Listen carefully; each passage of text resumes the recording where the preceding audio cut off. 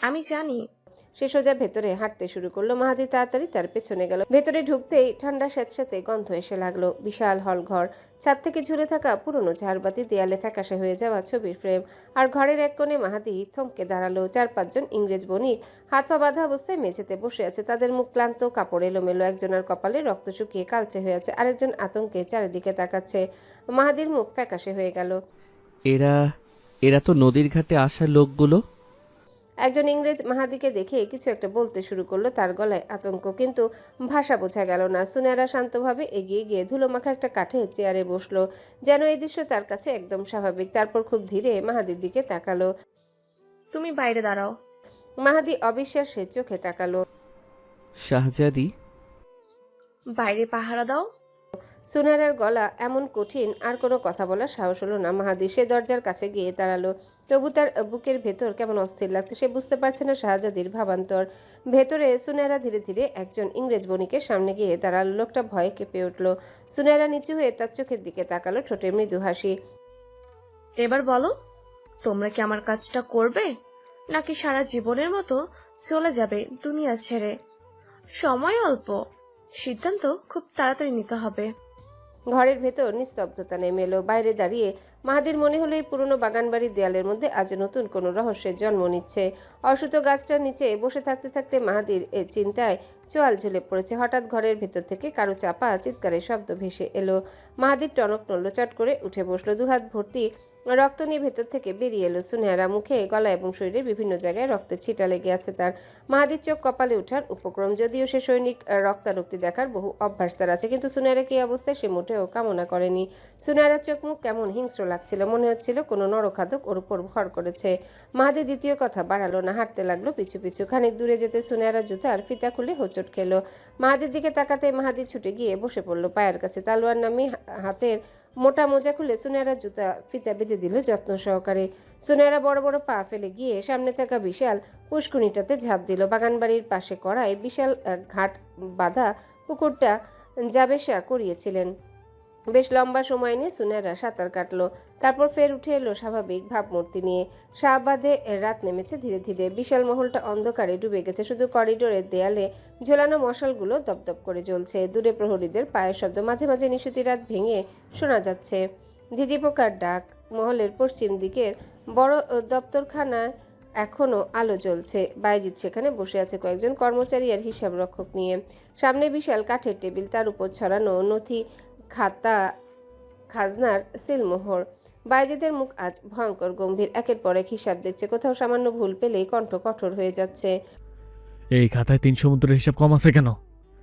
একজন কর্মচারী কাপা গলায় কিছু বলতে গিয়েও থেমে গেল। আমি দেখে ফেলেছি সহসতা। বাইজিদ ঠান্ডা চোখে তাকালো।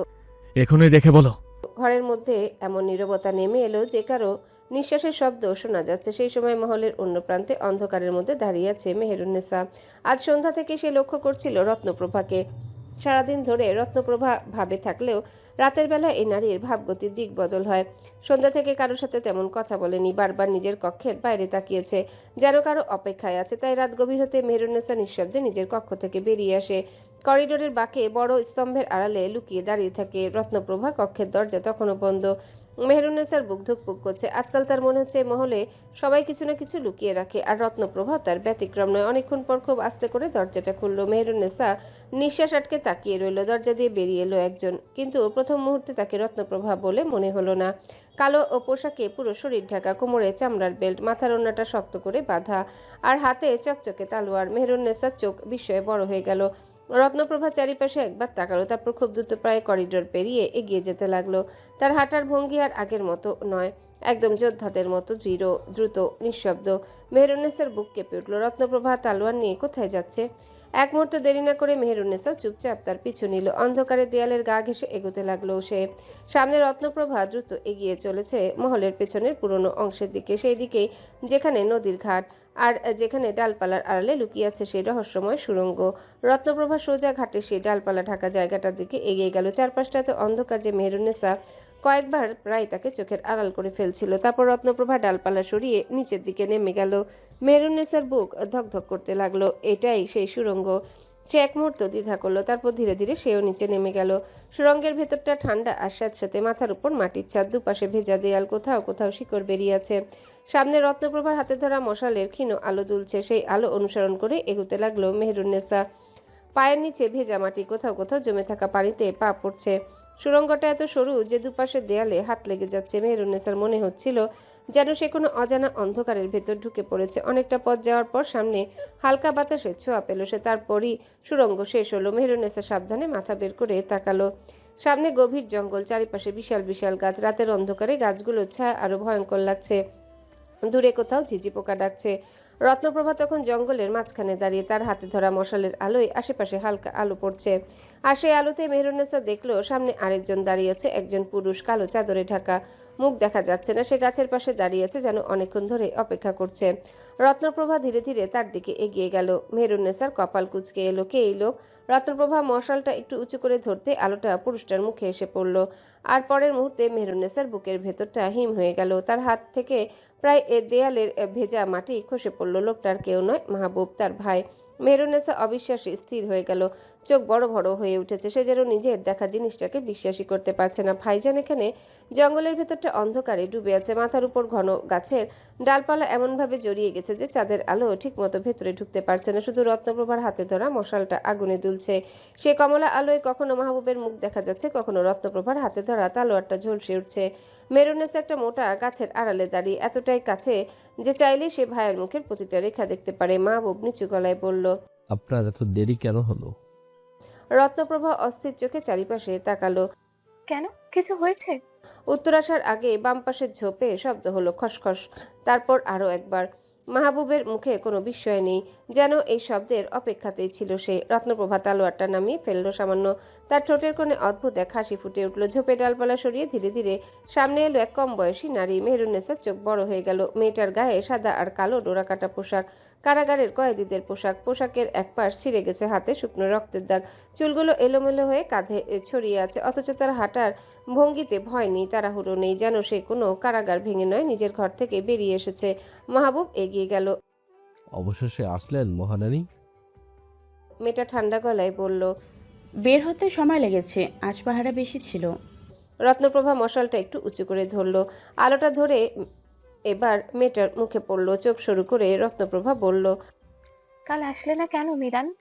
কথাটা কর্ণকুহরে পৌঁছাতে বুকের ভেতরটা ধপ করে উঠল মেহেরুন্নেসার। এই তাহলে মিরান, শাহবাদের সবচেয়ে ভয়ঙ্কর নারী বন্দী, যে একাই 57 জন মানুষকে হত্যা করেছিল, যাকে কারাগারের সবচেয়ে অন্ধকার কক্ষে রাখা হয়। মিরানের চোখ দুটো অদ্ভুত, ভয়ঙ্কর রকম শান্ত, যেন সে অনেক কিছু দেখে ফেলেছে, অনেক কিছু হারিয়েছে, তাই এখন আর কিছুতে ভয় পায় না। মাহবুব বলল, কেউ দেখেনি তো? না, যে দুজন দেখেছিল তারা এখন আর কিছু বলতে পারবে না। মিরান এমনভাবে কথাটা বলল যেন খুব সাধারণ কিছু বলেছে। মেহেরুন্নেসার শরীর কেঁপে উঠল। ঠিক তখনই জঙ্গলের অন্য প্রান্ত থেকে একটা গমগমে গলা ভেসে এলো। শব্দটা শুনে তিনজনই একসাথে ঘুরে তাকালো। মিরানের মুখ মুহূর্তে শক্ত হয়ে গেল। রত্নপ্রভার হাতে ধরা তালোয়ার আবারও উঠে এলো। মাহবুব এক পা সামনে এগিয়ে দাঁড়ালো। আর মেহেরুন্নেসার সেই গলাটা শুনে তার পুরো শরীর হিম হয়ে গেল। ওই গমগমে গলাকার ঝোপের ডালপালা ধীরে ধীরে সরতে লাগলো। মশালের আলো অন্ধকার ভেদ করে সামনে পড়ল। আর পরের মুহূর্তে সে মানুষটাকে দেখে মেহেরুন্নেসার নিঃশ্বাস বুকের মাঝখানে আটকে গেল। বুকের ভেতর ধরফড় করতে লাগলো। জাহাজের বগিতে দেখা সেই লোকটা, কিন্তু তার কণ্ঠস্বর শুনে বুঝলো সে বায়েজিদ না। দেহ গঠন বায়েজিদের মতো হলেও চেহারা কালো সাদা, কোট কাটা কাপড়ে বাঁধা। ঝোপের আড়াল থেকে আর এক মুহূর্ত দাঁড়িয়ে দেখার সাহস হলো না মেহেরুন্নেসার। কারা এসেছে, কেন এসেছে সেটা জানার আগ্রহের চেয়েও নিজের প্রাণটা বাঁচানো এখন অনেক বেশি জরুরি। সে ধীরে ধীরে এক পা পিছিয়ে গেল, তারপর আরেক পা। শুকনো পাতার উপর পা পড়তে খুব ক্ষীণ একটা শব্দ হলো, খস। মেহেরুন্নেসা নিঃশ্বাস বন্ধ করে দাঁড়িয়ে রইল। সামনের মশালের আলোটা একটু দুলল, মনে হলো কেউ যেন এদিকেই তাকিয়েছে, কিন্তু পর মুহূর্তেই আবার ওদের গলার শব্দ ভেসে এলো। তারা অন্য কিছু নিয়ে ব্যস্ত। মেহেরুন্নেসার এক মুহূর্ত দেরি করলো না, ঘুরে দৌড় দিল। অন্ধকারে ডালপালা তার গায়ে আঁচড় কাটছে, কাঁটা তার কাপড়ে আটকে যাচ্ছে, তবুও সে থামলো না। তার শুধু একটাই লক্ষ্য, কোনোভাবেই জঙ্গল থেকে বের হতে হবে। কিন্তু কয়েক কদম যাবার পরই সে থমকে দাঁড়ালো। চারিপাশে শুধু গাছ, একই রকম গাছ, একই রকম অন্ধকার। কোন দিক দিয়ে সে এসেছিল, কোথায় সেই সরু পথটা? সে তো রত্নপ্রভার পিছু পিছু এসেছিল, তখন প্রভার হাতে মশাল ছিল, সামনে আলো ছিল, আর এখন চারিদিকে শুধু কালো অন্ধকার। মেহেরুন্নেসা দ্রুত ডানে তাকালো, বায়ে তাকালো, কোনো পথ চিনতে পারল না। তার গলা শুকিয়ে এলো। না, এদিক দিয়ে আসেনি, হয়তো ওই দিক দিয়ে। সে বা পাশে ঝোপ সরিয়ে এগিয়ে গেল। কয়েক পা যাওয়ার পর আচমকা পায়ের নিচে মাটি সরে গেল। সে সামনের দিকে হুমড়ি খেয়ে পড়ে গেল নিচু একটা ঢালের উপর। হাতের তালু ঘষে গেল পাথরে। তীব্র ব্যথায় মুখ চেপে ধরল সে। কিছুক্ষণ নিঃশ্বাস নিতে নিতে মাটিতে পড়ে রইল। তারপর মাথা তুলে চারিপাশে তাকাতে বুকের ভেতরটা জমে গেল। সে যেখানে এসেছে এটা জঙ্গলের আরেকটা অংশ। এখানে গাছগুলো আরো ঘন, উপরে আকাশও দেখা যাচ্ছে না। বাতাসে একটা স্যাঁতস্যাঁতে গন্ধ। কোথাও কাছে যেন পানি জমে আছে, দূরে কোথাও প্যাঁচার ডাক ভেসে এলো। হৌ। মেহেরুন্নেসার হাত পা ঠান্ডা হয়ে গেল। সে আবারও উঠে দাঁড়ালো। এবার ধীরে ধীরে হাঁটতে লাগলো। চেষ্টা করলো মনে করার। রত্নপ্রভা যখন সামনে হাঁটছিল তখন ডান দিকে একটা ভাঙা গাছ ছিল নাকি বাঁদিকে। হঠাৎ খচমচ শব্দ হলো একদম তার পেছনে। মেহেরুন্নেসা জমে গেল। ধীরে ধীরে ঘুরে তাকালো। কেউ নেই, শুধু একটা ঝোপ দুলছে। হয়তো কোনো জন্তু, হয়তো বাতাস। নিজেকে সান্ত্বনা দিতে গেলেও তার বুকের কাঁপুনি কমলো না। সে আবারও হাঁটতে শুরু করলো। খচমচ। এবারও শব্দটা এলো আরো কাছে। এবার আর ভুল হওয়ার উপায় নেই, কেউ তার পেছনে আসছে। মেহেরুন্নেসার গলা দিয়ে শব্দ বের হলো না। সে দ্রুত হাঁটতে লাগলো। পেছনের শব্দটাও দ্রুত হলো। সে প্রায় দৌড়াতে শুরু করলো। হঠাৎ সামনে একটা মোটা শেকড়ে পা আটকে গিয়ে সে আবারও পড়ে গেল মাটিতে। কপালটা গিয়ে ঠুকলো শক্ত কিছুর সঙ্গে। এক মুহূর্তের জন্য সবকিছু ঝাপসা হয়ে গেল। তারপর একটা ছায়া এসে দাঁড়ালো তার সামনে। লম্বা, অন্ধকারে মুখ দেখা যাচ্ছে না, শুধু বোঝা যাচ্ছে লোকটা তার দিকে তাকিয়ে আছে। মেহেরুন্নেসার বুকের ভেতরটা যেন থেমে গেল। লোকটা ধীরে ধীরে এক পা এগিয়ে এলো। আর ঠিক তখনই অন্ধকারের ভেতর থেকে খুব নিচু ঠান্ডা একটা গলা ভেসে এলো। এত সুন্দর নারী আমি জীবনেও দেখিনি। ঠান্ডা পানির ঝাপটা মুখে পড়তে মেহেরুন্নেসার পুরো শরীরটা কেঁপে উঠল। সে হঠাৎ করে হাঁপাতে হাঁপাতে চোখ খুলল। প্রথমে সবকিছু ঝাপসা লাগছিল। মাথার ভেতরটা এখনো ঝনঝন করছে। কপালে যেন আগুনের মতো ব্যথা। কয়েক মুহূর্ত সে বুঝতেই পারল না সে কোথায়। তারপর ধীরে ধীরে চোখের সামনে একটা মুখ স্পষ্ট হলো। আর সেই মুখটা দেখে মেহেরুন্নেসার বুকের ভেতরটা যেন এক মুহূর্তে খালি হয়ে গেল। তার একদম সামনে বসে আছে মিরান। মশালের দপদপে আলোয় মেয়েটার মুখটার অদ্ভুত আরো ভয়ঙ্কর লাগছে। ঠোঁটের কোণে ধীরে ধীরে একটা রহস্যময় হাসি ফুটে উঠল। ঠিক তখনই যখন মেহেরুন্নেসা চোখ খুলেছে। এমন একটা হাসি যা দেখে ভয়ে তার গলা শুকিয়ে গেল। সে তড়িঘড়ি করে উঠে বসতে গেল, কিন্তু মাথার যন্ত্রণায় আবারও কেঁপে উঠল। হাত দিয়ে ভর দিয়ে বসতেই খেয়াল করলো মেঝেটা ঠান্ডা শক্ত পাথরে। সে এবার ভালো করে মিরানের দিকে তাকালো। মিরানের গায়ে সেই সাদা কালো ডোরাকাটা পোশাকটা আরো ছেঁড়া। কাপড়ের কয়েক জায়গায় শুকিয়ে যাওয়া রক্তের দাগ। তার ফর্সা হাতের কবজিতে গাঢ় লালচে দাগ পড়ে আছে। স্পষ্ট বোঝা যাচ্ছে অনেকক্ষণ ধরে শক্ত করে হাত কড়া বাঁধা ছিল। কবজির চারিপাশে চামড়া ঘষে উঠে গেছে। কপালের ডান পাশে নীলচে রক্ত জমে আছে। মনে হচ্ছে কোথাও খুব জোরে আঘাত পেয়েছে। তার রুক্ষ এলোমেলো চুলগুলো কাঁধের উপর ছড়িয়ে আছে। কয়েকটা চুল মুখের উপর এসে পড়েছে, কিন্তু সে সেগুলো সরানোরও চেষ্টা করছে না, বরং সেই স্থির চোখে শুধু মেহেরুন্নেসার দিকে তাকিয়ে আছে। তার চোখ দুটো দেখে মেহেরুন্নেসার গা শিউরে উঠল। এমন চোখ সে কখনো দেখেনি। ওই চোখে ভয় নেই, কষ্টও নেই, আছে শুধু এমন এক শীতলতা যেন পৃথিবীর সবচেয়ে ভয়ঙ্কর জিনিসগুলো তাকে আর নাড়াতে পারে না। মিরান ধীরে ধীরে মাথা কাত করল। জ্ঞান ফিরেছে তাহলে? আমি তো ভেবেছিলাম মরেই গেছো। তার গলাটা অদ্ভুত শান্ত। সে কোনো পুরনো পরিচিত মানুষের সঙ্গে কথা বলছে যেন। মেহেরুন্নেসা কিছু বলার আগে চারিপাশে চোখ বুলালো, আর তাতেই তার ভেতরটা আরও অদ্ভুত হয়ে উঠল। ঘরটা ছোট, চারিদিকে স্যাঁতস্যাঁতে পাথরের দেয়াল। দেয়ালের কিছু অংশে শ্যাওলা জমে গেছে। ওপরের দিকে একটা সরু জানালা আছে, কিন্তু সেখানে মোটা লোহার শিক। জানালা দিয়ে কোনো আলো আসছে না, শুধু দূরের বাতাসে শো শো শব্দ। এক কোণে একটা মশাল জ্বলছে, সেই আলোয় দেয়ালের উপর ছায়াগুলো কেমন বিকৃত হয়ে নড়ছে। দরজাটা মোটা লোহার। দরজার মাঝখানে একটা ছোট ফাঁক। ফাঁক দিয়ে বাইরের অন্ধকার করিডোর দেখা যাচ্ছে। কোথাও দূরে খুব ক্ষীণ একটা গোঙানির শব্দ ভেসে এলো। মেহেরুন্নেসার বুক কেঁপে উঠল। এই জায়গাটা কেমন যেন বিভীষিকার আস্তানা মনে হলো। তার মনে হলো সে যেন অনেক নিচে কোথাও আছে, মাটির তলায়। সে শুকনো গলায় বলল, আমি আমি কোথায়? মিরানের ঠোঁটের কোণের হাসিটা একটু গাঢ় হলো। সে ধীরে ধীরে উঠে দাঁড়ালো। তারপর মশালের আলোয় এগিয়ে গিয়ে লোহার দরজাটার উপর আঙ্গুল বুলিয়ে দিল। টং ধাতব একটা শব্দ হলো। তারপর সে ঘুরে দাঁড়িয়ে মেহেরুন্নেসার দিকে তাকালো। এটা শাহাবাদের কারাগার। কথাটা শুনে মেহেরুন্নেসার সারা শরীর ঠান্ডা হয়ে গেল। শাহাবাদের কারাগার? না, এটা হতে পারে না। সে তো জঙ্গলে ছিল, তাহলে এখানে এলো কিভাবে? তার বুকের ভেতরটা ধকধক করতে লাগলো। আর মিরান তখনও দাঁড়িয়ে আছে, সেই অদ্ভুত ভয়ঙ্কর হাসিটা মুখে নিয়ে, যেন মেহেরুন্নেসার ভয় পাওয়া তাকে আনন্দ দিচ্ছে। মেহেরুন্নেসা এখনো দেয়ালের সঙ্গে ঠেস দিয়ে বসে আছে। তার বুকের ভেতরটা এত জোরে ধরফর করছে যে মনে হচ্ছে মিরানও শুনতে পাচ্ছে। মিরান কিছুক্ষণ চুপচাপ তার দিকে তাকিয়ে রইল, তারপর ধীরে ধীরে মাটিতে বসে পড়ল। পড়ল। ঠিক মেহেরুন্নেসার সামনাসামনি মশালের আলোয় তার মুখের অর্ধেকটা আলোকিত, বাকি অর্ধেক অন্ধকারে ডুবে আছে। ফলে তাকে আরো ভয়ঙ্কর লাগছে। সে নিচু গলায় বলল, আজ খুব কষ্ট করে তোমায় বাঁচিয়েছি। মেহেরুন্নেসা কেঁপে উঠল। কি? আর একটু দেরি হলেই ওদের হাতে পড়ে যেতে, আর ওদের হাতে পড়লে। মিরান থামল। ঠোঁটের কোণে আবারও সেই অদ্ভুত হাসিটা ফুটে উঠল। আজই মারা পড়তে। মেহেরুন্নেসার শরীর ঠান্ডা হয়ে গেল। তার মাথায় আবারও জঙ্গলে সেই দৃশ্যটা ভেসে উঠল, কিন্তু পর মুহূর্তেই তার চোখ গিয়ে আটকে গেল মিরানের কবজির দাগে, কপালের আঘাতে। এই মেয়েটাকেই তো সবাই খুনি বলে। এই মেয়েটার নাম শুনলেই সবাই ভয় পায়। সে ধীরে ধীরে বলল, তুমি তুমি তো খুনি। মিরানের চোখের দৃষ্টি বদলালো না। হ্যাঁ। তাহলে তুমি আমায় বাঁচালে কেন? এক মুহূর্তের জন্যে পুরোটা ঘর নিস্তব্ধ হয়ে গেল। তারপর হঠাৎ মিরান হেসে উঠল, কিন্তু সেটা কোনো স্বাভাবিক হাসি না। ওই হাসিতে কেমন একটা ঠান্ডা ভয়ঙ্কর ব্যাপার আছে, যেন অনেক রাতের অন্ধকার একসাথে হাসছে। সে একটু ঝুঁকে এলো মেহেরুন্নেসার দিকে। আমি কেবল অপরাধীদের জন্য খুনি। তার গলাটা এবার আগের চেয়েও নিচু, আরও শীতল। তবে কোনো নির্দোষ মানুষের জন্য নিজে খুন হয়ে যেত আমি দুইবার ভাববো না। মেহেরুন্নেসা স্তব্ধ হয়ে গেল, খুব আস্তে বলল। ওখানে কি হয়?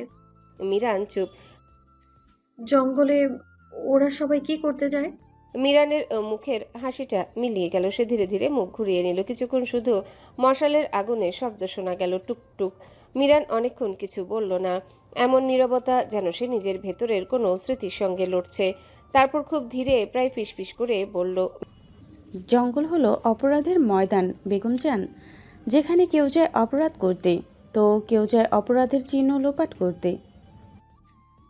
তোমরা তার মধ্যে কোনটা করো? দুটোই। তোমার যাওয়া উচিত হয়নি। মেহেরুন্নেসা কিছু বুঝল না। কি?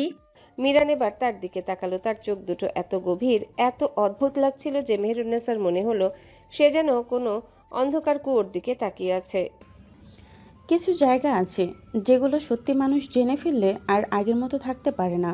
সে উঠে দাঁড়ালো। কিছুটা থেমে এসে বলল, তুমি জানো তোমাদের মহলে কত অজানা শত্রু রয়েছে তোমার নিজেদের মধ্যেই, যারা তোমাকে প্রতিনিয়ত হত্যার পরিকল্পনা করে। মেহেরুন্নেসা ঘামতে লাগলো দরদর করে, ভয়ার্ত গলায় বলল, তুমি কারাগারে থেকেও মহলের এত খবর জানো কি করে? মিরান ফিচেল হাসলো। শুধু মহল কেন, গোটা শাহাবাদের কোন অঞ্চলের খবর লাগবে তোমার? মেহেরুন্নেসা শুকনো ঢোক গিলে বলল, আপাতত তোমার কাছে শুধু একটাই জানার বিষয়, জঙ্গলে কি হচ্ছিল, কি পরিকল্পনা করছিলে তোমরা? নিশ্চয়ই তোমাদের কোনো অসৎ উদ্দেশ্য ছিল। আর আমার মনে আছে শেষবার আমি কোনো পুরুষের অবয়ব দেখেছিলাম। সে কে ছিল? আমি এখানে এলাম কি করে? মিরান এক দৃষ্টিতে তাকিয়ে নিঃশব্দে শুনছে মেহেরুন্নেসার সব কথা। মেহেরুন্নেসা মিরানের দিকে তাকাতেই কথা গুলিয়ে ফেললো, আমতা আমতা করতে শুরু করলো। আমি স্পষ্ট দেখেছি সেই জাহাজে থাকা লোকটাও ছিল ওখানে। সবকিছুর উত্তর তুমি জানো, দয়া করে বলো আমায়। মিরান একটু নড়ে চড়ে বসলো। তার ছায়াটা দেয়ালের উপর লম্বা হয়ে উঠল। তুমি যা দেখেছ সেটাই যথেষ্ট। না, যথেষ্ট না। আমার ভাইজান কেন সেখানে ছিল? রত্নপ্রভা কেন? আর তুমি? থামো। হঠাৎ মিরানের গলা এত তীক্ষ্ণ হয়ে উঠল যে মেহেরুন্নেসা চমকে উঠল। মিরান দ্রুত দরজার দিকে তাকালো, যেন কেউ শুনে ফেলবে এই ভয়। তারপর অনেক নিচু গলায় বলল, চুপ, শব্দ করো না। দূরের করিডোর থেকে আচমকা একটা ধাতব শব্দ ভেসে এলো, ঝনঝন।